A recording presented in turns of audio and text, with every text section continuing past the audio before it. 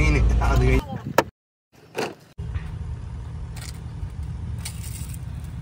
ഈ പപ്പടം നമ്മൾ കൈ കിട്ടുമ്പോൾ ഒരു ഓർമ്മ വരും. എന്നാൽ ഏറ്റവും കൂടുതൽ ട്രോളുന്നതാണ് മാരുതി പപ്പടം എന്ന്. അന്നേരം നമ്മുടെ മാരുതിയുടെ പുതിയ ന്യൂജൻ സ്വിഫ്റ്റാണ്. ഇവൻ പപ്പടമാണോ ഇതുപോലെ പൊട്ടുമെന്ന് നമുക്ക് നോക്കാം. പൊട്ടുമെന്ന് നോക്കിയാൽ ഇടിച്ച് പൊട്ടിക്കുന്നൊന്നുമല്ല. നമുക്ക് നമ്മുടെ മെക്കാനിക്ക് രീതിയിലെല്ലാം ഒന്ന് ചെക്ക് ചെയ്യാം. വണ്ടി എങ്ങനെയുണ്ട്. വണ്ടി നമുക്ക് അടിമുടി നോക്കുമ്പം തന്നെ, അതായത് ടച്ചിങ്ങിന് നോക്കുമ്പം തന്നെ അത്യാവശ്യം നല്ല ഉറപ്പ് കാര്യങ്ങളുണ്ട്.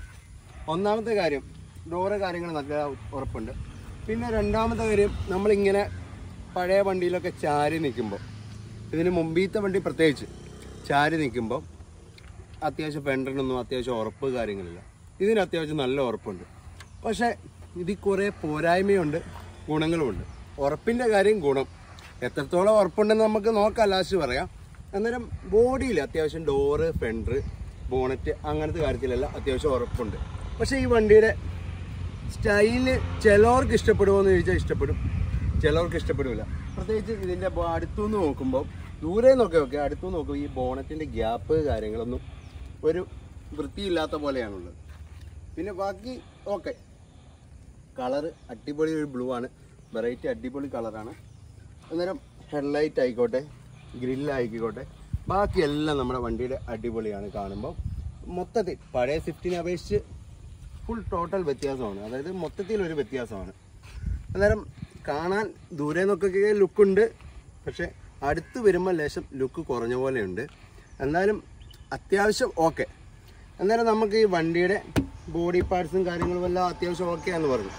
ഇനി നമുക്ക് പെട്ടെന്ന് തന്നെ എഞ്ചിനിലോട്ട് പോകാം. എഞ്ചിൻ എന്ന് പറഞ്ഞാൽ നേരത്തെ 4 സിലിണ്ടർ എഞ്ചിനാണ് വരുന്നത്. ഇതിപ്പോൾ 3 സിലിണ്ടർ എഞ്ചിൻ ആക്കിയിട്ടുണ്ട്. അതായത് എഞ്ചിനിൽ അടിമുടി മാറ്റം പറ്റി. അതായത് സ്വിഫ്റ്റിൻ്റെ ഇത്രയും നാളും വന്നതെല്ലാം 4 സിലിണ്ടറാണ്. ഇപ്പോൾ ഇത് 3 സിലിണ്ടറിലോട്ട് എഞ്ചിൻ ചേഞ്ച് ആക്കിയിട്ട് ഇപ്പം വന്നിട്ടുണ്ട്. അന്നേരം എഞ്ചിന് എത്രത്തോളം പെർഫോമൻസ് ഉണ്ടെന്നൊക്കെ നമുക്ക് അത് കുറച്ച് കഴിഞ്ഞാലേ പറയാൻ പറ്റുള്ളൂ. കാര്യം ഇതിൻ്റെ മെയിൻ റീസൺ എന്ന് പറഞ്ഞിട്ടുണ്ടെങ്കിൽ 4 സിലിണ്ടർ ആകുമ്പം മൈലേജ് കുറയും. ബോഡിയിൽ ഇതുപോലെ കുറച്ചും കൂടി വെയിറ്റും കാര്യങ്ങളും ക്വാളിറ്റിയും ഒക്കെ കൂട്ടുമ്പോൾ മൈലേജ് കുറച്ചും കൂടി കുറയും. അതുകൊണ്ട് ഇവരെന്നാ ചെയ്തു, ബോഡിയിൽ കുറച്ചൊക്കെ മാറ്റങ്ങൾ വരുത്തി, ഉറപ്പൊക്കെ വരുത്തിയപ്പം എഞ്ചിനിൽ എന്നാ ചെയ്തു, പവറെല്ലാം കുറച്ച് ഫുള്ള് വേറൊരു എഞ്ചിനാക്കി പവർ 3 സിലിണ്ടർ എഞ്ചിനിലോട്ട്. നമ്മൾ കെ സീരീസ് വാഗണറൊക്കെ 3 സിലിണ്ടറാണ്. ആ എഞ്ചിനിൽ നിന്ന് മാറി ഇപ്പോൾ പുതിയൊരു ടെക്നോളജിയിലുള്ള എഞ്ചിനാണ്. അന്നേരം ആ എഞ്ചിന് സാധാരണക്കാർക്ക് മനസ്സിലാകുന്ന രീതിയിലാണ് പറയുന്നത്. അന്നേരം പുതിയൊരു എഞ്ചിനാണ് ഇപ്പം വന്നിരിക്കുന്നത്. ഇത് എത്രത്തോളം നമുക്ക് വിശ്വസിച്ചെടുക്കാമെന്നുള്ളത് നമുക്ക് കുറച്ച് നാൾ കഴിഞ്ഞാലേ പറയാൻ പറ്റുള്ളൂ. എന്നാലും മാരുതി ഒരിക്കലും എഞ്ചിൻ പരമായിട്ട് ചതിക്കലില്ല. എന്നാലും ഫെയിലായ എഞ്ചിനും കാര്യങ്ങളും ഉണ്ട്. അന്നേരം 3 സിലിണ്ടർ വണ്ടിയാണ്. പക്ഷേ ഇതിനിപ്പം മൈലേജും അത്യാവശ്യമുണ്ട്. 23ഉം 24ഒക്കെ കിട്ടുന്നവരൊക്കെ ഉണ്ട്. അന്നേരം അത്യാവശ്യം നല്ല മൈലേജാണ്. അന്നേരം എഞ്ചിൻ്റെ കാര്യത്തിൽ നമുക്കൊന്ന് തുറന്ന് നോക്കുക തന്നെ ചെയ്യാം.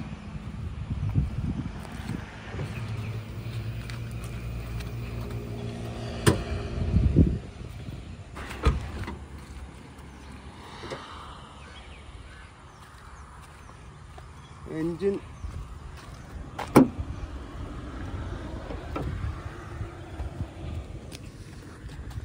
ഇതൊരു ഓട്ടോമാറ്റിക്കൽ വാഹനമാണ്. മാനുവലും ഓട്ടോമാറ്റിക്കലും വരുന്നുണ്ട്. അന്നേരം ഇതാണ് നമ്മുടെ പുതിയ മാരുതിയുടെ 3 സിലിണ്ടർ എഞ്ചിൻ. അന്നേരം എയർ ഫിൽറ്ററൊക്കെ ഫസ്റ്റ് ഭയങ്കര ശോകമായിരുന്നു. കാര്യം എയർ ഫിൽറ്റർ കുറച്ച് കഴിഞ്ഞാൽ അതിൻ്റെ കാല് കാര്യങ്ങളൊക്കെ പൊട്ടുന്ന പ്രശ്നം ഉണ്ടായിരുന്നു. ഇത് കുറച്ചും കൂടി ഒരു ക്വാളിറ്റിയൊക്കെ കൊടുത്ത പോലെ ഉണ്ട്. ഇത് ഒരു 10 വട്ടം ഊരുമ്പോഴല്ലേ പിന്നെ മനസ്സിലാവുള്ളൂ. അന്നേരം ഇതിപ്പോൾ പുതിയ വന്നുകൊണ്ട് ഓവർ അടിക്കാനൊന്നും ആയിട്ടില്ലല്ലോ, കുറച്ച് നാൾ കഴിയുമ്പോഴാണല്ലോ. അത്യാവശ്യം വൃത്തി കാണുമ്പം എഞ്ചിന് അത്യാവശ്യം നല്ല അടിപൊളിയായിട്ട് തന്നെ ഉണ്ട്, കുഴപ്പമൊന്നുമില്ല. ഇതിൻ്റെ 3 സിലിണ്ടർ ആയതുകൊണ്ട് തന്നെ എഞ്ചിന് വൈബ്രേഷനോ കാര്യങ്ങളോ ഉണ്ടോ എന്ന് നമുക്ക് സ്റ്റാർട്ടാക്കിയിട്ട് നോക്കാം. ഓക്കെ, സ്റ്റാർട്ടിങ്ങിൽ തന്നെ ഒരു വൈബ്രേഷന് കാര്യങ്ങളൊക്കെ വരുന്നുണ്ട്. അത്യാവശ്യം നമുക്ക് നല്ല വൈബ്രേഷൻ ഉണ്ട്. അതായത് 3 സിലിണ്ടർ ആയതുകൊണ്ട് തന്നെ അത്യാവശ്യം നല്ല വൈബ്രേഷൻ ഉണ്ട്. അന്നേരം എൻജിൻ റേസ് ചെയ്യുമ്പം സൗണ്ട് കാര്യങ്ങളെല്ലാം ഓക്കെ. പക്ഷേ ഐഡിലിങ്ങിൽ നിർത്തുമ്പോൾ അത്യാവശ്യം വൈബ്രേഷൻ കാര്യങ്ങളുണ്ട്. എൻജിൻ എന്ന് പറഞ്ഞിട്ടുണ്ടെങ്കിൽ ബാക്കി ഇപ്പോൾ പ്രത്യേകത എന്ന് പറഞ്ഞിട്ടുണ്ടെങ്കിൽ സാധാരണ പെട്രോൾ എൻജിനെ അപേക്ഷിച്ച് മൈലേജ് കൂട്ടാൻ വേണ്ടി കുറച്ച് ടെക്നിക്കുകളൊക്കെ മാരുതി ഉപയോഗിച്ചിട്ടുണ്ട്. അത് ഒക്കെ സക്സസ് 100% ആകുമെന്ന് ചോദിച്ചാൽ ആകായികയൊന്നുമില്ല. മാരുതി നമുക്ക് അത്യാവശ്യം നല്ല വിശ്വാസമുള്ളതാണ്. ബാക്കി ഗിയർ ബോക്സ് കാര്യങ്ങളെല്ലാം സാധാ നമ്മുടെ 2017 മോഡലിലെ അതേ ഓട്ടോമാറ്റിക് സിസ്റ്റം തന്നെയാണ് വന്നേക്കുന്നത്. അതുപോലെ ഇതിൻ്റെ ഓട്ടോമാറ്റിക്കിൻ്റെ അതേ സിസ്റ്റം തന്നെയാണ് വന്നേക്കുന്നത്. ഇതിന് AGR സിസ്റ്റം കൊടുത്തിട്ടുണ്ട്, അതിൻ്റെ കൂളിംഗ് സിസ്റ്റം കൊടുത്തിട്ടുണ്ട്. ബാക്കി ഇത് ഗിയറിൻ്റെ ഓയിലാണ് വരുന്നത്, അതായത് ഓട്ടോമാറ്റിക് ട്രാൻസ്മിഷനാണ്, അതിൻ്റെ ഓയിലാണ് വരുന്നത്, ട്രാൻസ്മിഷൻ്റെ ഓയിലാണ് വരുന്നത്. അതുപോലെ ബാക്കിയൊന്നും നമുക്ക് പ്രത്യേകിച്ച് പറയേണ്ട, ഫുൾ ഓപ്ഷൻ ABS കാര്യങ്ങൾ എല്ലാം ഉണ്ട്. ഇനി നമുക്കിത് എൻജിൻ്റെ കാര്യം നമുക്ക് കുറച്ച് നാളത്തെ ശേഷമേ നമുക്ക് 100% പറയാൻ പറ്റുള്ളൂ. എത്രത്തോളം കുറച്ച് നാൾ ഓടി എല്ലാം ചെക്ക് ചെയ്ത ശേഷമേ പറയാൻ പറ്റുള്ളൂ. 4 സിലിണ്ടർ ഇതിന് മുമ്പേ ഉള്ള 4 സിലിണ്ടർ വണ്ടി അത്യാവശ്യം നല്ലതാണ്. പക്ഷേ മൈലേജ് കുറവുള്ളത് കൊണ്ടും ഇപ്പോൾ അത്യാവശ്യം ക്വാളിറ്റി കൂടിയത് കൊണ്ടും, അതായത് ബോഡിയുടെ ക്വാളിറ്റി കൂടിയെന്ന് ഇവർ അവകാശപ്പെടുന്നുണ്ട്. അത്യാവശ്യം ബോഡിക്ക് ഉണ്ട് താനും. അന്നേരം സൈഡ് വശം എല്ലാം നമ്മളിപ്പോൾ ചെക്ക് ചെയ്യുമ്പോൾ അത്യാവശ്യം എല്ലാ കാര്യങ്ങളും ഓക്കെയാണ്. നമ്മൾ കാണുന്ന വശങ്ങൾ അത്യാവശ്യം നല്ല ഉറപ്പ് കാര്യങ്ങളൊക്കെ ഉണ്ട്. ബാക്കി നമുക്കിത് മൊത്തത്തിലൊന്ന് ചെക്ക് ചെയ്യണമല്ലോ. അന്നേരം എൻജിൻ്റെ കാര്യത്തിൽ 100% ഏത് വണ്ടി നമ്മുടെ ഇന്ത്യൻ നിരത്തിൽ ഇറങ്ങിയാലും, ഇപ്പോൾ പല വണ്ടി പേരെടുത്ത് പറയുന്നില്ല, ഇപ്പോൾ പുതിയൊരു ടെക്നോളജി മാരുതി ഇറക്കിയത് കൊണ്ട് തന്നെ എത്രത്തോളം സക്സസ് ആകും എന്ന് ഇപ്പം 100% നമുക്ക് പറയാൻ പറ്റില്ല. ചെറിയ ഫോൾട്ടുകൾ കാര്യങ്ങളൊക്കെ ഉണ്ട്. നമുക്കിപ്പോൾ 4 സിലിണ്ടർ ആണെങ്കിൽ അത്യാവശ്യം നല്ല വണ്ടിയാണ്, കുഴപ്പമില്ല. 3 സിലിണ്ടർ ഇതിനു മുമ്പ് ഇറങ്ങിയതും വലിയ കുഴപ്പമൊന്നുമില്ല. ഇതിപ്പം മാരുതി ഒറ്റ ഉദ്ദേശം മാത്രമേ ഉള്ളൂ, അതായത് മൈലേജ് കൂട്ടുക. അതായത് ബോഡിക്ക് കുറച്ച് ക്വാളിറ്റി കൂടിയപ്പം മൈലേജ് കുറയാൻ പാടില്ല, അതുകൊണ്ട് കുറച്ചും കൂടി മൈലേജ് കൂടുക എന്നുള്ള ഉദ്ദേശത്തോടെയാണ് അവർ കൈകാര്യം ചെയ്തിരിക്കുന്നത്. അതുകൊണ്ട് നമ്മൾ ഓവർ വർണ്ണിക്കുന്നില്ല. അതിന് ശേഷം നമുക്ക് കുറച്ച് നാൾ ഓടിയ ശേഷം പറയാം. അന്നേരം ഇപ്പം എടുക്കുന്നവരെ അപേക്ഷിച്ച് അത്യാവശ്യം മൈലേജ് ഉണ്ട്. ഉള്ളെന്ന് പറഞ്ഞിട്ടുണ്ടെങ്കിൽ അത്യാവശ്യം എല്ലാ സേഫ്റ്റി കാര്യങ്ങളെല്ലാം ഉൾക്കൊണ്ടിട്ടുണ്ട്. അതുപോലെ തന്നെ ഡാഷ്ബോർഡിൽ നിന്ന് നമ്മൾ നോക്കുവാണെങ്കിൽ ഒരുമാതിരി ചെരിഞ്ഞിരിക്കുന്നതുകൊണ്ട് തന്നെ സ്പേസ് തീരെ കുറഞ്ഞ പോലെ തോന്നുന്നുണ്ട്. അതായത് ഒരു ചെരിഞ്ഞ ടൈപ്പ് ആയതുകൊണ്ട് സ്പേസ് തീരെ കുറഞ്ഞോ എന്നൊരു ഡൗട്ടുണ്ട്. അതുപോലെ ബാക്കി പോലെയൊക്കെ വരുന്ന പോലെ തന്നെ സാധാരണ ഇപ്പം മാരുതിയിലെ പുതിയ ഇന്ത്യയിലുള്ള അതേ ഇത് തന്നെ ചെറിയ ചെരിവുണ്ടെന്ന് മാത്രമേ ഉള്ളൂ. അതുപോലെ നമുക്ക് പുറകിലെ സീറ്റ് നോക്കാം. അത്യാവശ്യം സ്പേസ് ഉണ്ട്. സാധാ ഒരു ഇത് തന്നെ, വലിയൊരു കുറ്റം പറയാനുമില്ല, ഗുണം പറയാനുമില്ല. ഓക്കെ, അന്നേരം ബാക്കി കാര്യം നമുക്ക് ടെസ്റ്റ് ഡ്രൈവ് ചെയ്ത് നോക്കാം. വരും.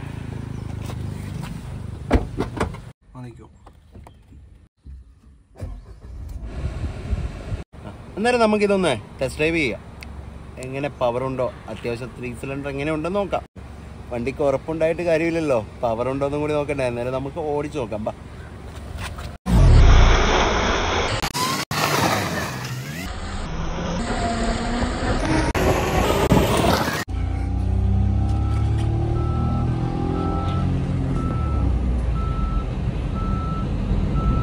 അത്യാവശ്യം വലിയ വിഷയമൊന്നുമില്ല കേട്ടോ, പവറുണ്ട്. 3 സിലിണ്ടർ ആണെങ്കിലും അത്യാവശ്യം പവർ കാര്യങ്ങളൊക്കെ ഉണ്ട്.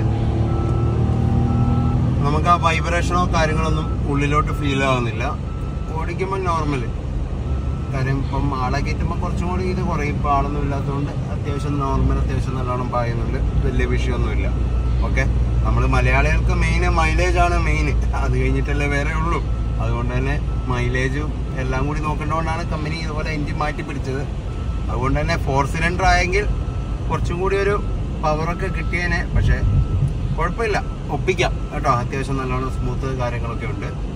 ഓട്ടോമാറ്റിക്കലും അത്യാവശ്യം കുഴപ്പമില്ല കേട്ടോ, നല്ല സ്മൂത്ത് ഇതാണ്. പിന്നെ ആകെയുള്ള ഈ സ്വിഫ്റ്റിൻ്റെ ഈ ഓട്ടോമാറ്റിക്കലിൻ്റെ ഇതെന്ന് പറഞ്ഞിട്ടുണ്ടെങ്കിൽ ഇപ്പം നമ്മൾ ഗിയർ ചേഞ്ച് ആകുന്ന കറക്റ്റ് അറിയാൻ പറ്റും. ആ ഒരു ടെക്നോളജിയാണ്. പക്ഷേ കുഴപ്പമില്ല, കാര്യം മെയിൻ്റെനൻസ് ഒക്കെ അത്രയേ ഉള്ളൂ. ഇത് സാധാ ക്ലച്ചാണ് വരുന്നത്, സാധാ ക്ലച്ച് പ്രഷർ പ്ലേറ്റ് ആണ് വരുന്നത്. അതിലൂടെ ഇപ്പം ക്ലച്ച് തീർന്നിട്ടുണ്ടെങ്കിൽ തന്നെ ഇപ്പം അതിന് ഒരു സ്ലീവ് സെറ്റ് വരുന്നുണ്ട്. ക്ലച്ച് പ്രഷർ പ്ലേറ്റ് അങ്ങനെ മാറ്റാൻ പറ്റും. അതുകൊണ്ട് ഓവർ കോസ്റ്റ് കാര്യങ്ങളൊന്നുമില്ല. സെറ്റായിട്ടൊക്കെ മാറ്റുമ്പോഴാണ് അത്യാവശ്യം പ്രശ്നങ്ങൾ വരുന്നത്. നോർമൽ മാറ്റുന്നതിനൊന്നും വലിയ ചിലവോ എക്സ്പെൻസോ ഒന്നുമില്ല.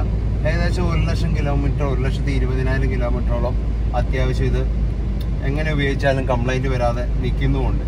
പഴയ മോഡലിനൊക്കെ നിൽക്കുന്നുമുണ്ട്. അന്നേരം ആ രീതിയിൽ തന്നെയുള്ള ടെക്നോളജിയാണ്. ക്ലച്ച് കാര്യങ്ങളൊക്കെ ഉള്ളതുകൊണ്ട് ആ കിലോമീറ്റർ തന്നെ കിട്ടും. അന്നേരം പെർഫോമൻസ് കാര്യങ്ങളൊക്കെ അത്യാവശ്യം നല്ല ഇതാണ്. ആ ഗിയർ ഷിഫ്റ്റിങ് മാത്രം ഓട്ടോമാറ്റിക്കലായതുകൊണ്ട് ഗിയർ ഷിഫ്റ്റിങ്ങിൻ്റെ ഒരു ലാഗ് ഫീൽ ചെയ്യുന്നുണ്ട്. അത് പിന്നെ മാരുതിയുടെ ഓട്ടോമാറ്റിക്കൽ എല്ലാത്തിനും ഉള്ളതാണ്.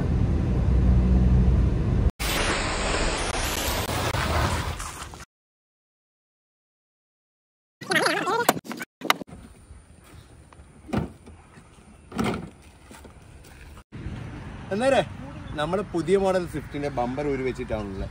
അന്നേരം ബമ്പർ ഊരി നോക്കുമ്പോൾ പ്രത്യേകിച്ച് ആക്സിഡന്റ് മെയിനായിട്ട് മുമ്പ് വശത്താണ്. ഈ പറയുന്ന സേഫ്റ്റി കാര്യങ്ങളൊന്നും ഫ്രണ്ടിൽ പാലിച്ചിട്ടില്ല. കാര്യം ഇതിപ്പം മാരുതിയുടെ ബമ്പർ റെയിലാണ്. അത്യാവശ്യം ആക്സിഡന്റിൽ ഒക്കെ വന്നിട്ടുണ്ടെങ്കിൽ തന്നെ അത്യാവശ്യം ഉള്ളിലോട്ട് ഡാമേജ് വരാതെ ഇരിക്കാൻ വേണ്ടിയുള്ള ഇതാണ്. പണ്ട് ഒരു കമ്പി കഷ്ണം പോലത്തെ സാധനമായിരുന്നു. ഇപ്പൊ കുറച്ചും കൂടി ഒരു ശതമാനം പപ്പടത്തിൽ കുറച്ചും കൂടി മാറ്റം വരുത്തിയെന്നേ ഉള്ളൂ. അതുപോലെ അടിയത്തെ ക്രോസ് ആയിക്കോട്ടെ, മിക്ക വാഗണറും സ്വിഫ്റ്റിനൊക്കെ മെയിനാണ്. ചെറുങ്ങനെ ഒന്ന് തട്ടിയിട്ടുണ്ടെങ്കിൽ ഇത് കണ്ടില്ല, ഈ സൈഡ് അങ്ങ് ചളുങ്ങിപ്പോയി ഉള്ളിലോട്ട് ബെൻഡാവും, റേഡിയേറ്ററൊക്കെ ചെരിഞ്ഞു പോവും. അങ്ങനത്തെ ഒരു പ്രശ്നം. പണ്ടത്തെ ഇപ്പോൾ ആൾട്ടോ ആയിക്കോട്ടെ അതിനൊക്കെ അത്യാവശ്യം ഉറപ്പുണ്ടായിരുന്നു. ക്രോസൊക്കെ വേറെ സിസ്റ്റം ആയിരുന്നു. ഇതൊന്ന് നിങ്ങൾ തന്നെ ഒന്ന് ആലോചിച്ച് നോക്കി. ഇതൊക്കെ പ്ലാസ്റ്റിക്, ഇത് വെറുതെ വെച്ചേക്കുന്നത്. ഓക്കെ, ഇതിന് എന്തേലും തട്ടിയിട്ടുണ്ടെങ്കിൽ എന്തേലും ഉറപ്പോ കാര്യങ്ങളോ അത്യാവശ്യം ഒരു ചെറിയ ഉറപ്പെങ്കിലും ഉണ്ടോ എന്ന് ഈ മെറ്റീരിയൽ തന്നെ നോക്ക്. ഈ ബമ്പർ റെയിൽ തന്നെ കൈകൊണ്ടാക്കുമ്പോൾ ബെൻഡാവുന്നുണ്ട്, അത്ര ഉറപ്പേ ഉള്ളൂ കേട്ടോ. ഈ ബമ്പർ റെയിൽ എന്ന് പറഞ്ഞാൽ മെയിനായിട്ട് ആക്സിഡന്റ് പറ്റിയിട്ടുണ്ടെങ്കിൽ ഓവർ ഉള്ളിലോട്ട് ഡാമേജ് വരാതിരിക്കാൻ വേണ്ടിയുള്ള സാധനം. അതിൻ്റെ ഉറപ്പാണ് ഈ കാണുന്നത്. അതുപോലെ അടിയത്തെ ക്രോസ് ആയിക്കോട്ടെ എല്ലാം ഒരു നമ്മുടെ എന്നാ പാത്തി അടിക്കുന്ന പൈപ്പില്ലേ, അത്ര പോലും ഉറപ്പില്ല കേട്ടോ ഇതിനൊന്നും. അന്നേരം ഫ്രണ്ട് സൈഡ് വന്നിട്ടുണ്ടെങ്കിൽ ഒരു ആക്സിഡന്റ് ഫ്രണ്ടിൽ സൈഡിൽ തട്ടിക്കുമോ നിങ്ങൾ, പക്ഷേ മാരുതി സ്വിഫ്റ്റിൻ്റെ ഫ്രണ്ടിൽ തട്ടിയിട്ടുണ്ടെങ്കിൽ വണ്ടി ഫുള്ള് ഏകദേശം തീരുമാനമാവും. സൈഡ് ഡോറൊക്കെ വേണമെങ്കിൽ തട്ടിച്ചു, വലിയ കുഴപ്പം ഉണ്ടാവില്ല കേട്ടോ.